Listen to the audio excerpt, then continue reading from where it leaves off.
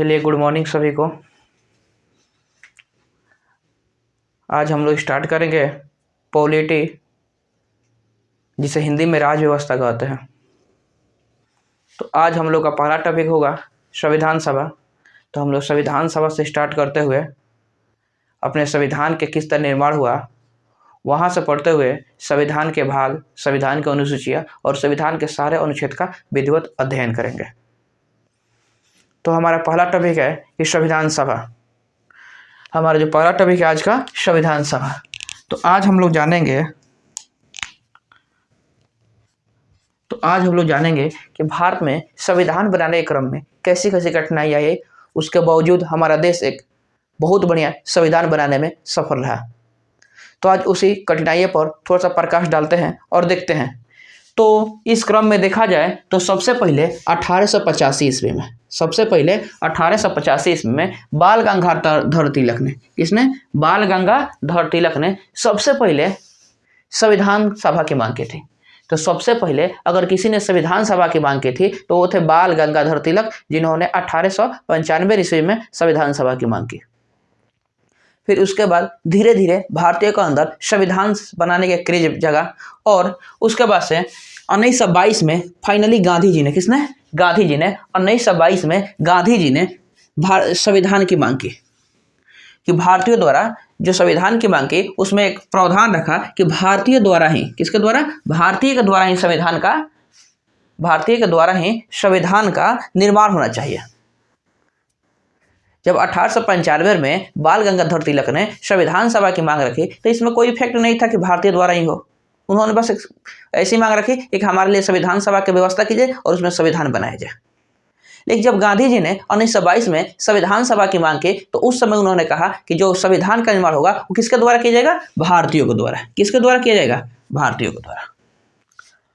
उसके बाद 1924 ईस्वी में मोतीलाल नेहरू ने ब्रिटिश सरकार से संविधान की मांग की।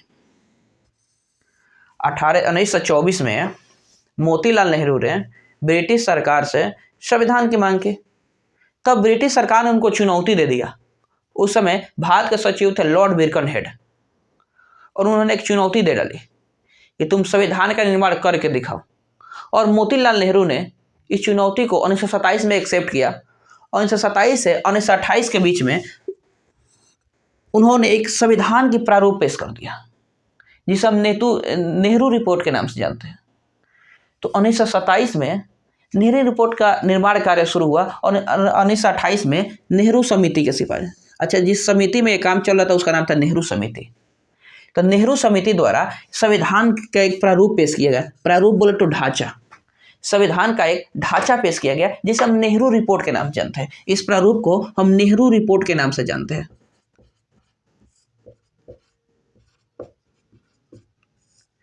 नेहरू रिपोर्ट के नाम से जानते हैं।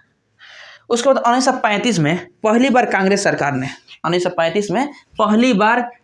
सरकार ने संविधान सभा की मांग की। क्वेश्चन पूछेगा कि पहली बार संविधान सभा की मांग कांग्रेस ने कब की थी? 1935 में। नेहरू रिपोर्ट कब आया था? 1928 में। गांधी जी ने संविधान की मांग कब की थी? 1922 में। और सबसे पहले संविधान सभा की मांग किसने किया था? बाल गंगाधर तिलक ने 1895 में। अब इसके बाद से हम लोग देखते हैं कि 1938 में जवाहरलाल नेहरू ने, किसने? जवाहरलाल नेहरू ने कांग्रेस के प्रतिनिधि होने के तौर पर इन्होंने संविधान सभा की मांग की और उसमें एक शर्त रखा कि जो संविधान सभा में जो आदमी होगा, उनका जो चुनाव होगा वो सार्वभौमिक मतदान द्वारा होगा। ऐसा नहीं कि कोई भी इसमें आकर संविधान बनाने लग जाए। जवाहरलाल नेहरू ने यह शर्त रखा कि संविधान सभा में वही मेंबर आ सकते हैं जो सार्वभौमिक मतदान द्वारा निर्वाचित हो। उसके बाद से ये सारी बात अंग्रेज सुन ही रहे थे। उसके बाद अंग्रेज फाइनली 8 अगस्त 1940 को अगस्त प्रस्ताव लेकर आए। कौन सा प्रस्ताव? अगस्त प्रस्ताव। डेट है 8 अगस्त 1940। पहले तो क्वेश्चन पूछा था अगस्त प्रस्ताव कब आया था। ऑप्शन देखकर 8 अगस्त 1940 लोग लगा देते थे। लेकिन अब थोड़ा सा एग्जामिनेशन का पैटर्न चेंज हुआ है और चेंज होने के कारण पूरा डेट पूछ लेता है, और पूरा डेट इसका क्या है? 8 अगस्त 1940। और मार्च 1942 में क्रिप्स मिशन आया। तो इसमें यह प्रावधान किया गया कि इसमें निर्वाचित संविधान सभा का प्रावधान था। इसमें कैसा प्रावधान था? इसमें निर्वाचित संविधान सभा का प्रावधान था। संविधान सभा का प्रावधान था। देखिए, हम लोगों ने क्रिप्स मिशन पढ़ा। इससे पहले हम लोग अगस्त प्रस्ताव के बारे में जानते, जो 8 अगस्त 1940 को आया था। उसमें केवल अंग्रेजों ने संविधान सभा की मांग को स्वीकार किया था, लेकिन क्रिप्स मिशन में यह कह दिया गया कि संविधान सभा में जो भी सदस्य होंगे उनका निर्वाचन होगा। और उनका निर्वाचन किस तरीके से होगा? प्रांतीय विधानमंडलीय स्तर पर, प्रांतों के विधानमंडल के स्तर पर उनका क्या होगा? निर्वाचन किया जाएगा। ये क्रिप्स मिशन जब आया था, इस समय गांधी जी ने इसे कहा था पोस्ट डेटेड चेक। तो पूछेगा, क्रिप्स मिशन को किसने पोस्ट डेटेड चेक कहा था?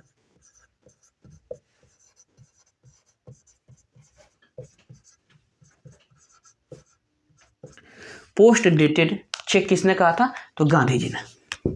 किसने कहा था? गांधी जी।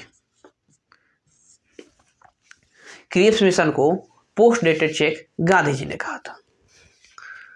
इसके बाद से हम लोग देखते हैं कि 1946 में फिर एक मिशन आएगा जिसका नाम था कैबिनेट मिशन। और फाइनली कैबिनेट मिशन के आधार पर ही 1946 में आया था कैबिनेट मिशन।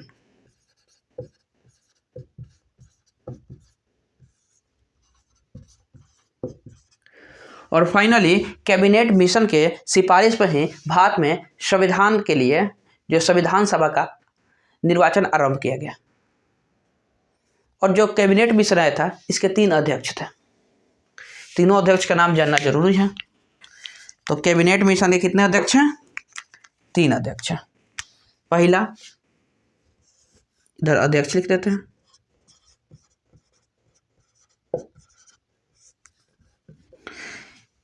पहले इनका अध्यक्ष थे sir Pethick Lawrence. Pethick Lawrence, तीनों अंग्रेज थे। जो पैथिक लॉरेंस थे, इस समय ये भारत के सचिव पद पे थे। इस समय क्या थे? भारत के क्या थे? सचिव थे। उसके बाद दूसरा जो आदमी था, इसका सदस्य, इसका अध्यक्ष, वो था AB अलेक्जेंडर।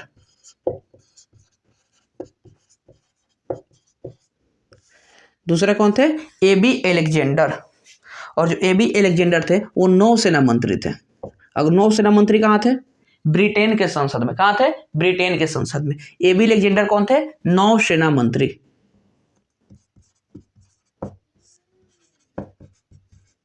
और तीसरा थे क्रिप्स, स्टोफर्ड क्रिप्स, केवल क्रिप्स हम लिख देते हैं। और ये थे व्यापार बोर्ड के अध्यक्ष थे। जो इंग्लैंड में व्यापार बोर्ड था, उसका अध्यक्ष था। तो अभी हम लोगों ने जाना कि अगस्त 1942 में भारत क्रिप्स मिशन आया और इसी के आधार पर संविधान बनाने के लिए संविधान सभा का निर्वाचन होना था। तो जैसा हम जानते हैं कि 1946 में कैबिनेट मिशन भारत आया था, जिसके सिफारिश पर भारत में संविधान बनाने के लिए संविधान सभा के सदस्यों का निर्वाचन हुआ था। और उसके 3 अध्यक्ष थे, जो पहला थे पैथिक लॉरेंस, दूसरा थे AB अलेक्जेंडर और तीसरा थे स्टोफर्ड क्रिप्स। जो पैथिक लॉरेंस थे, उस समय भारत के क्या थे? सचिव के पद पे थे। भारत के किस पद पे थे? सचिव के पद पे थे। और AB अलेक्जेंडर नौसेना मंत्री थे और स्टोफर्ड क्रिप्स व्यापार बोर्ड के अध्यक्ष थे।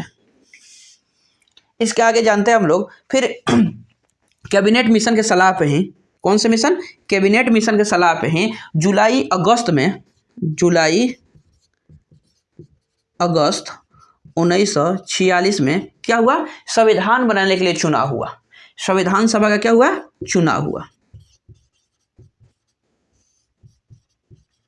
संविधान सभा का चुनाव हुआ। ये चुनाव किस स्तर पर हुआ? विधानमंडलीय, प्रांत के विधानमंडल के स्तर पर इसका क्या हुआ? चुनाव हुआ। अच्छा, इसके बाद चुनाव की पद्धति क्या थी, यानी निर्वाचन पद्धति क्या थी, किस तरीके से इसका चुनाव किया गया। इसका निर्वाचन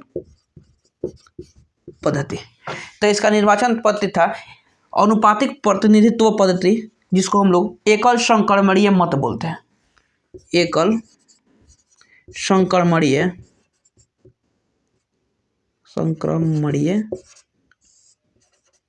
मत द्वारा।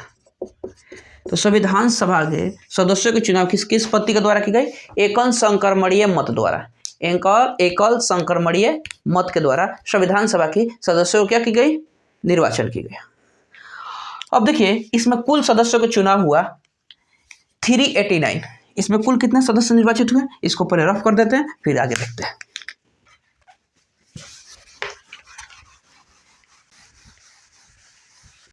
तो जैसा कि हम लोग जान चुके हैं कि कैबिनेट मिशन के द्वारा भारत के संविधान बनाने के लिए संविधान सभा का निर्वाचन किया गया, जिसमें कुल सदस्य कितने निर्वाचित हुए, 389। तो कुल सदस्य कितने निर्वाचित हुए, कुल सदस्यों कितने सदस्य 389, जिसमें से 296 ब्रिटिश भारत से है। ब्रिटिश भारत से कितने सदस्य निर्वाचित किए गए, 296। अच्छा, उस समय जो हमारा देश भारत था ब्रिटिश का गुलाम था, इसलिए इसे ब्रिटिश भारत के नाम से जानते हैं। आगे भी ब्रिटिश भारत क्या है इस वर्ड को बढ़िया से डिस्क्राइब करेंगे, अभी केवल इतना ही जानिए। और दूसरा थी रियासतें, जिस पे राजा महाराजा का कंट्रोल था। तो देखा जाए तो इंडिया रियासतों पर भी किसका कंट्रोल था, ब्रिटिश सरकार का कंट्रोल था, लेकिन यहाँ पर राजा महाराजा शासन करते थे। तो रियासत है, तो देशी रियासतों से कुल 93 सदस्य है। कितने सदस्य है, 93। ये क्या 93 सदस्यों के लिए चुनाव हुआ, नहीं, ये 93 सदस्य क्या किए गए, मनोनीत किए गए। ये 93 सदस्य मनोनीत किए गए। और ब्रिटिश भारत से कितने सदस्य है, 296 सदस्य। इसके बाद से बताइए कुछ सदस्य जो है राज्य से आए और कुछ सदस्य आए कमिश्नरी क्षेत्र से।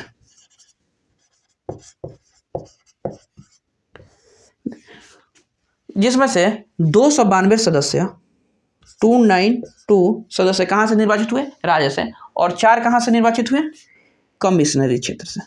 और इसमें 4 कमिश्नरी क्षेत्र में पहला जो कमिश्नरी क्षेत्र है वो है दिल्ली,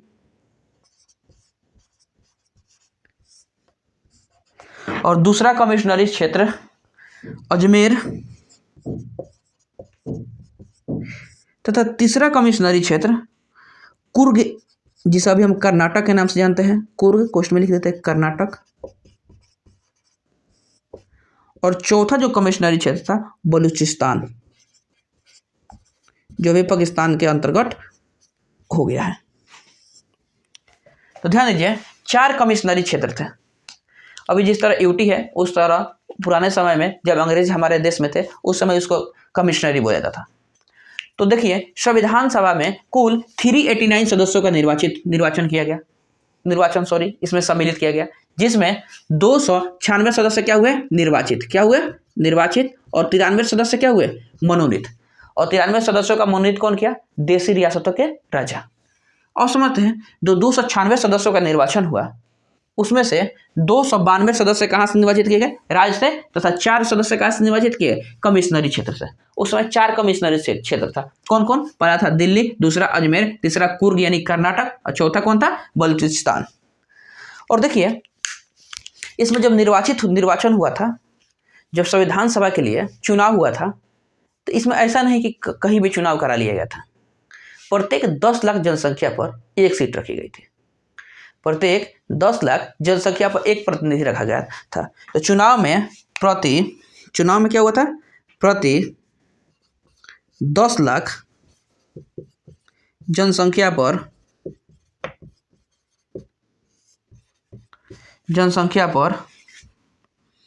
एक प्रतिनिधि लिया गया था, या एक प्रतिनिधि का चुनाव हुआ था। एक प्रतिनिधि